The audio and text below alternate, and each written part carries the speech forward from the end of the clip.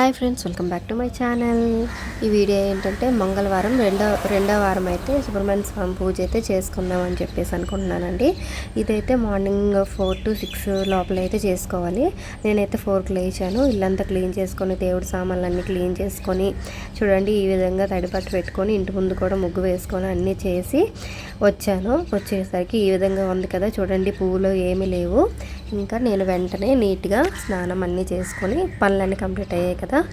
ఈ విధంగా అయితే ఆ రోజు ఏమైందంటే నేను మంగళవారం అని మర్చిపోయాను. తమలపాకులు అయితే లేవండి పెట్టడానికి, కానీ తమలపాకులు లేకుండానే నేను ఈరోజు పూజ అయితే చేశాను. నైవేద్యంగా పచ్చిపాలు ఇంకా ఫ్రూట్స్ పెట్టుకున్నాను.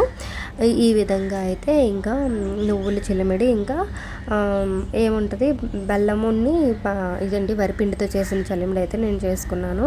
సుబ్రహ్మణ్య స్వామి పూజ చేసుకోవాలని సంకల్పం ఉండాలి, కానీ మనకు తమలపాకులు లేవు అవి లేవు ఇవి లేవని చేసుకోవడం అయితే మానేయకూడదండి.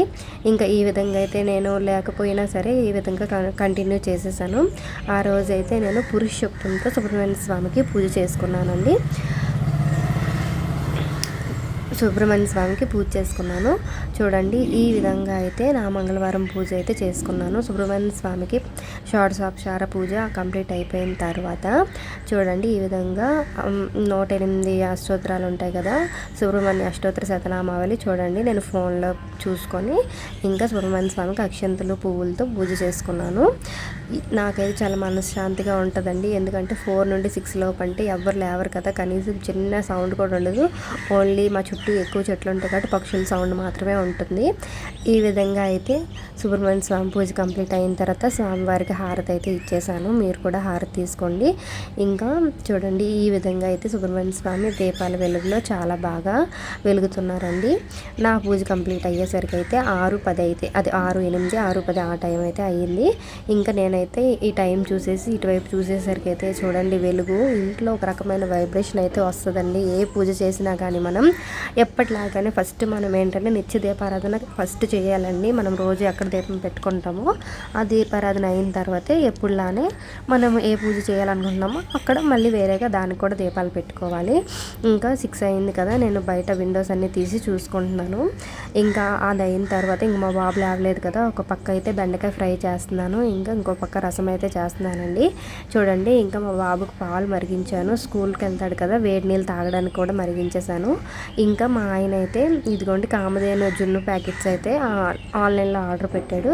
ఇంకా జున్ను చేద్దామని చెప్పేసి ఈ ప్యాకెట్ తీసి చదువుతున్నాను ఎలా చేయాలని చెప్పేసి.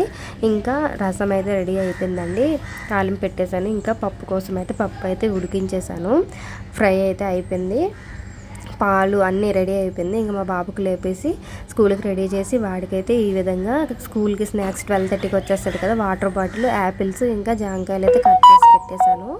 వాడైతే స్కూల్కి వెళ్ళిపోయాడండి. ఇంకా 12:30 అయింది ఆఫ్టర్నూను. మేమైతే లంచ్ చేసేసాము. ఈరోజు అయితే రెసిపీస్ నేనైతే రైస్ చేశాను. చూడండి పప్పు ఇంకా అప్పడాలు అయితే వేపుకున్నానండి. చూడండి పక్కన కనిపిస్తాయి మీకు. ఇంకా బెండకాయ ఫ్రై. ఈరోజు అయితే ఇంతేనండి, రసము. ఈ విధంగా నా మంగళవారం అయితే కంప్లీట్ అయ్యింది. నా పూజ నచ్చితే లైక్ చేసి ఈ వీడియోని షేర్ చేసి సబ్స్క్రైబ్ చేసుకోండి. Thank you.